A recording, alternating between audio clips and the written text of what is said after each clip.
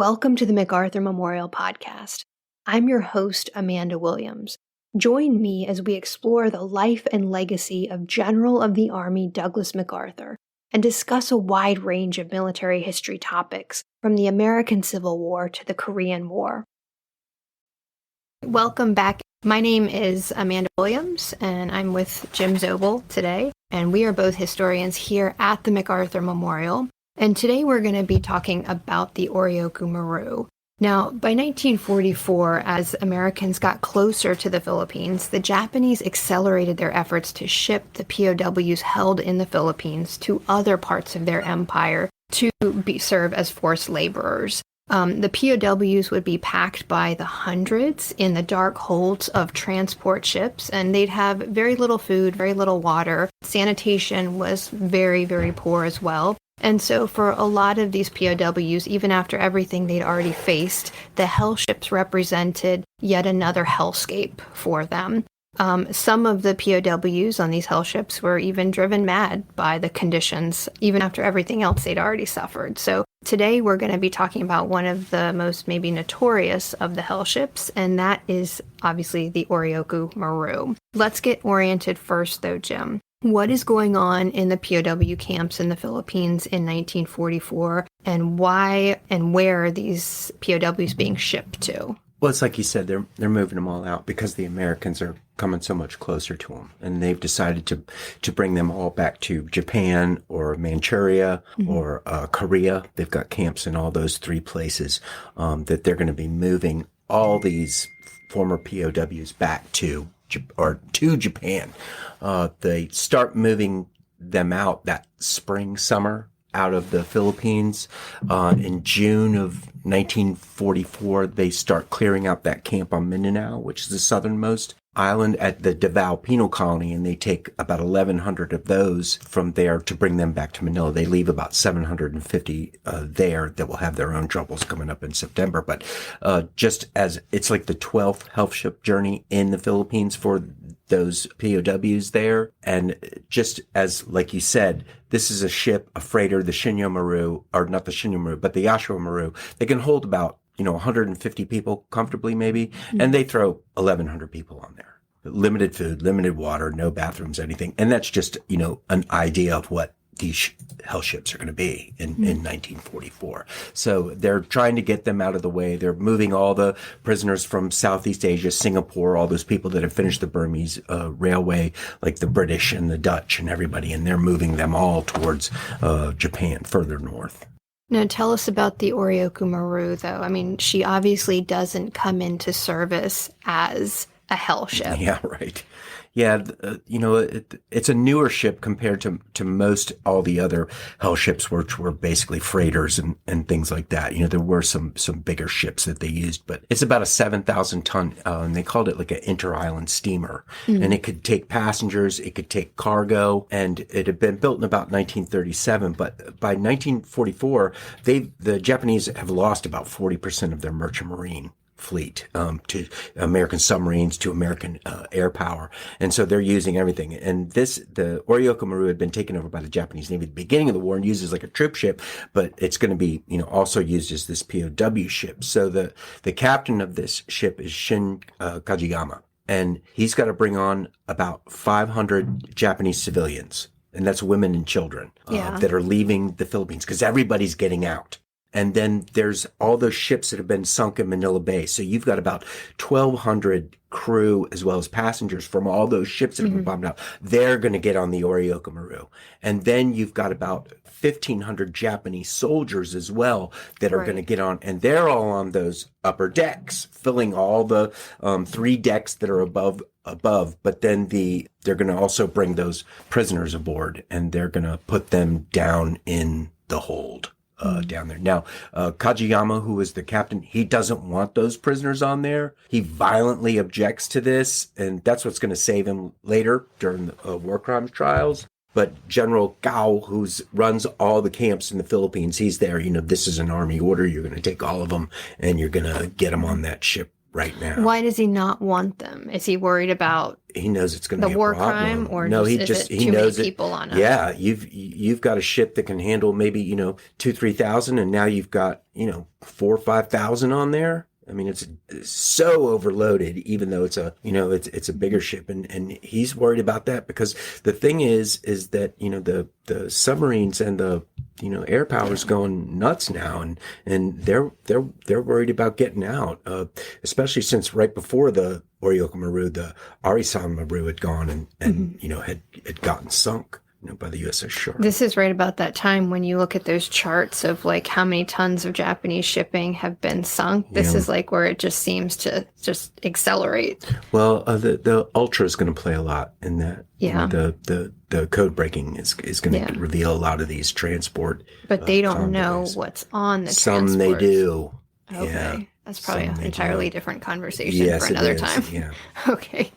All right. So December 13th, 1944, the Oryoku Maru loaded up with these civilians, with these Japanese soldiers, and then these POWs leaves Manila bound for where?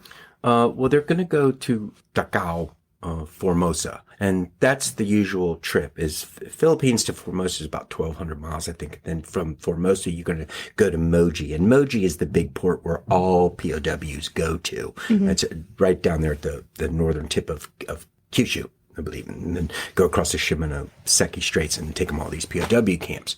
But so that's going to be the normal route. The thing is on the 13th, after they load everybody, at about 5 o'clock, it's going to go just out into Manila Bay.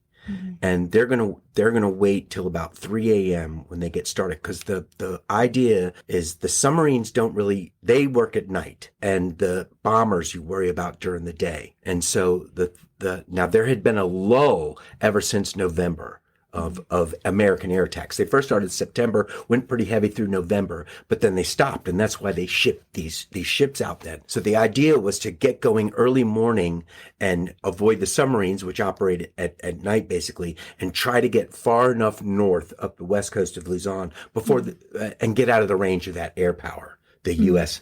Navy air power. And so on the 13th, they pull out and just go right into the Manila Bay, and they're gonna get out the next morning.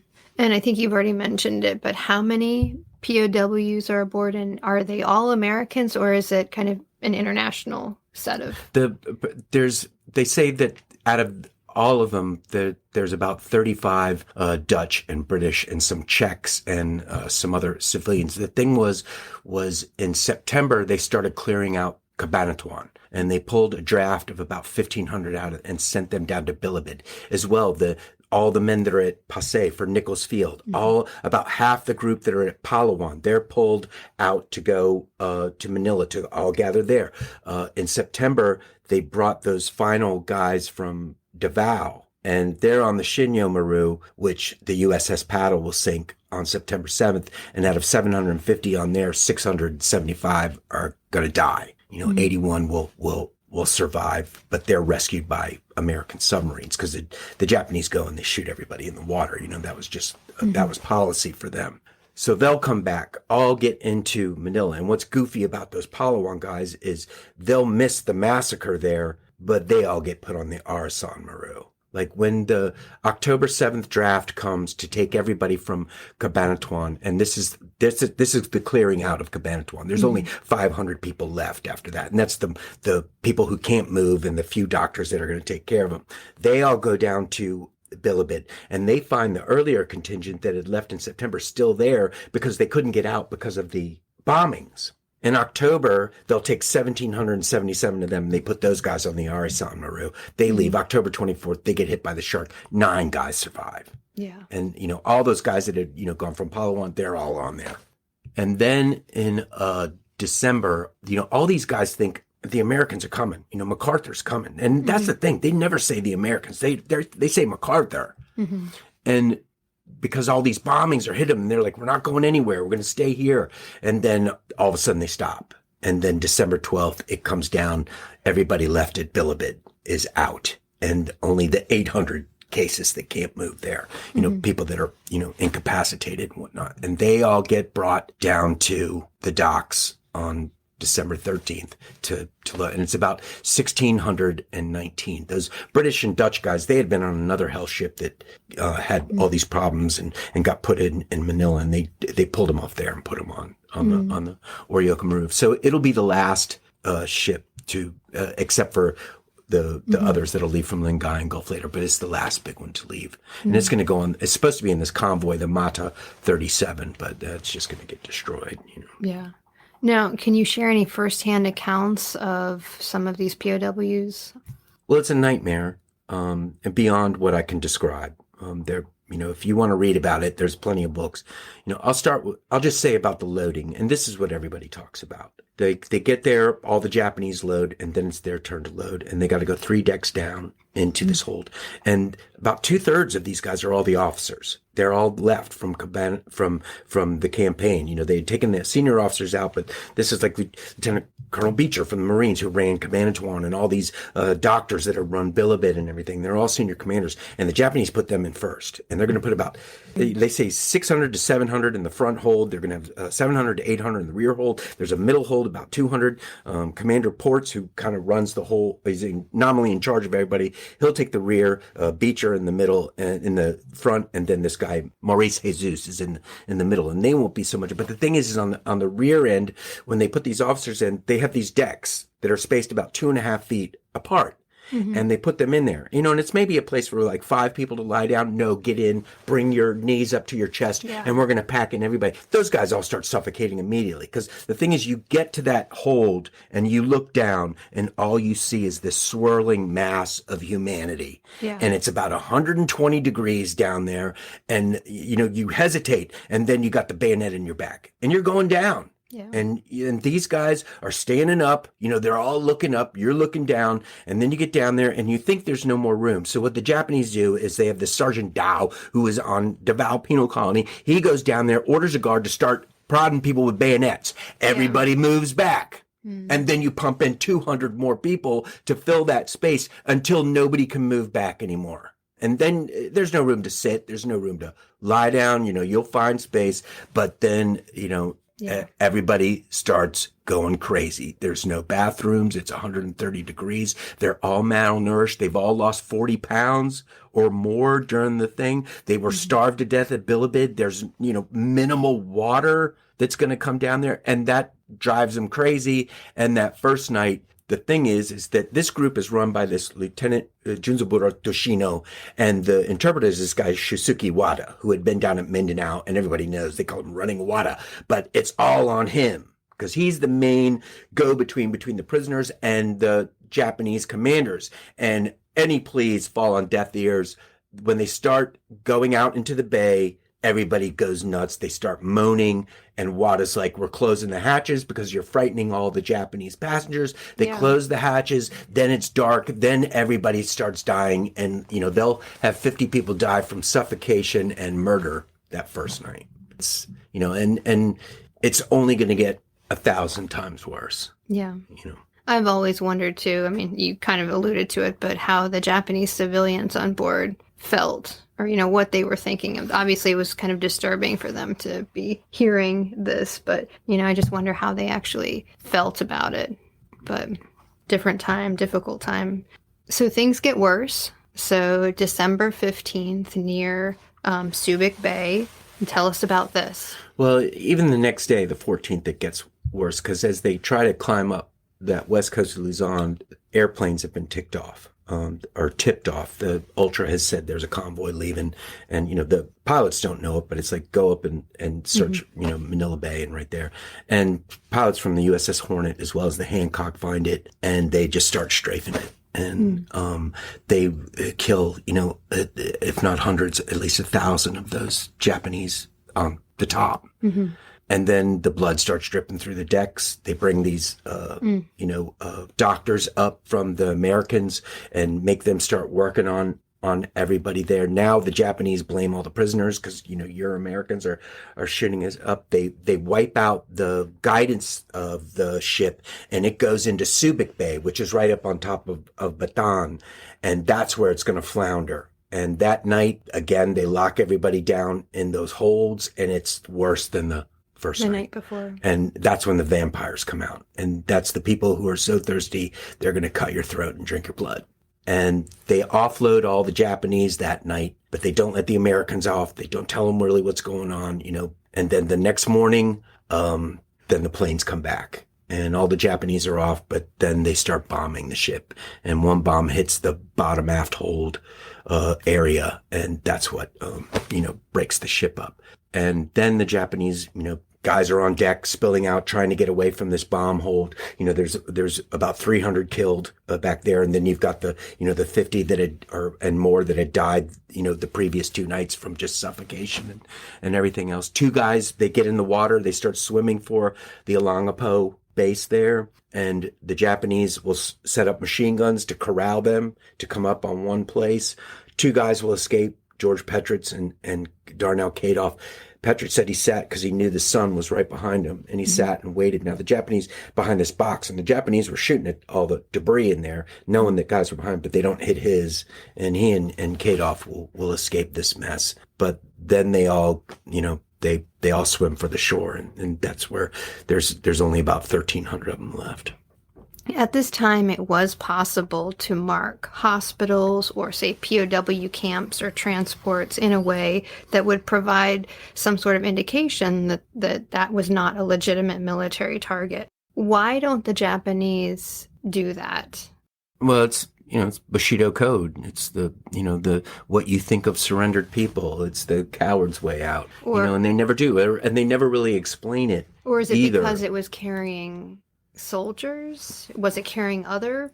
Well, it was, equipment? And that's like when I talked about Ultra before, knowing not only are they sending these prisoners, but they're sending them on tons and tons of bauxite, which makes airplanes. Bauxite makes aluminum. Okay. And so they're looking at it. We got to end the war faster, and if we don't wipe out this, ship, it's going to have that. The thing about it though is, once those guys get ashore, their nightmare journey is not even really begun. Right. 1,300 get put on that tennis court for 6 days. None of them have any clothes. They're all getting burned. There's no water. There's no food there. They're trying to figure out who's dead. Then they take them to these prisons or a jail cell in a movie theater in San Fernando. And, they'll leave from there on Christmas and go up to San Fernando up on Lingayen Gulf. And then they'll get on 2 other hell ships. Mm-hmm. And one of those is going to be bombed. And then they throw them on, then they have nothing, no clothes at all. They're all starved. They've all been worked to death trying to, save all these people from the Oryoku Maru and then the Enora Maru after that. And by the time they get to Japan, you're only going to have 450 of the 1,600 left. And out of that, another 150 will die in those camps. So, out of this whole thing, you'll have about 300, that will survive this ordeal. Mm. Now, in the war crimes trials after the war, are any Japanese officers or members of the Oryoku Maru's crew charged with any class of war all crime? of them. All those guys that had been in charge of the prisoners, Toshino, Wada. There was a Japanese Sergeant Aihara. And there was a Aihara at Cabanatuan that they called air raid because he would always come up behind you and his thing was to knock your hat off without hitting your head, but he didn't care if he hit your head. So he was, knocking people unconscious all the time. And I always thought it was him, but it was a different Aihara because this air raid guy went earlier. But they all get charged because when they left that jail and theater in San Fernando after the tennis court episode, they took 15 of those guys that were the sickest, and everybody thought they were taken back to Bilibid. They were taken to the cemetery, and they were all executed. Aihara, Wada was there, Toshino was there. And so when they have the war crime trials in 47, Toshino's going to get the death sentence, says Aihara. They give Wada 15 years. Everybody thought that Wada should have gotten it more than anybody else. They all hated him. They said it was all on him. The big heroes of that journey are those officers that tried to reason with him, that knew him down at Davao, that were trying to get those hatches open, a little bit more water, a little bit more food, and they were going right up to the muzzles of guns. Francis Bridget, amongst them. And he got bombed and wounded in the Oryoku Maru, and he'll die on the Enora Maru. Everybody who's the hero dies. All those guys that save everybody after the Enora Maru got bombed, helping and working, they exhausted themselves. And then they all die on the Brazil. That was the, Lieutenant Colonel Beecher, who had run Command 1. His wife said later on in life, people would call him and be like, I'm a friend of Curtis's. And he'd be like, your friend's on the face. He's like, oh, my friends are dead. When they got on the Oryoku Maru, Beecher had these 2 aides that had worked with him throughout that fight on Corregidor and throughout Cabanatuan, and they both had hay fever. And within the first 2 hours of getting on the Oryoku Maru, horses had been down there before. Oh. And they both die, within like a couple of hours. So yeah, it's the ultimate nightmare. Now, Brian Dawes wrote a book about, the prisoners of the Japanese. And he said that there were about 50,000 carried on these hellships. And out of that, about 10,000 died. But he didn't include all the Indonesian and Indian workers that had been taken to like Ambon, New Guinea, all these other places. And so when you put all them in, it's about 126,000 people that are transported all over the Pacific, to work on all these. And he says it's about 21,000 that died in these ships. In February of 44, the Tongo Maru and the Ryusei Maru were traveling from Batavia, I think, down to Ambon to bring workers down there, these Ramsha, these 6,600 Indonesian workers. And the USS Rasher gets both of them. And 6,600 of these Ramsha and 3,500 Japanese go down. And it's the worst loss of life at sea ever in a single day. Because like 10,000 people, go down by these 2 shots that these guys make. There's a guy named Forrest Knox, and he said you had to hate something in order to make it, whether it be a guard, whether it be the war, whether it be something. You had to have something, because once you started feeling sorry for yourself, he was like, they might as well dig a hole for you, because once that happened, you were a goner, and everybody knew it. What are some good accounts that you would recommend if somebody wanted to read more about the hellship? There's a lot. Roy Bodine wrote No Place for Kindness, which was what one of the Japanese had said to him when he asked for water. This is war. There's no place for kindness. Greg Michino, he did a great book called Japanese Hellships, which is about all of them.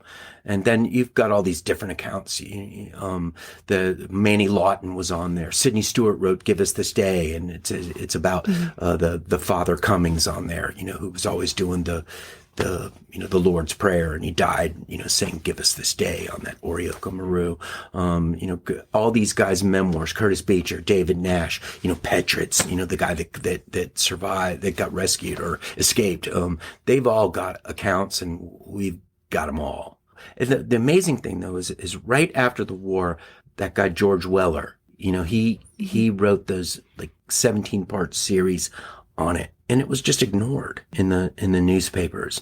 He's like, this is the biggest story. But as they said, we're not the American, higher ups said, we're not trying to spread that right now. We need to move on. Yeah. Or, we need them against the Soviets, so to speak, the Japanese. So do you see that in the occupation, kind of the suppression of some of these I've heard of it.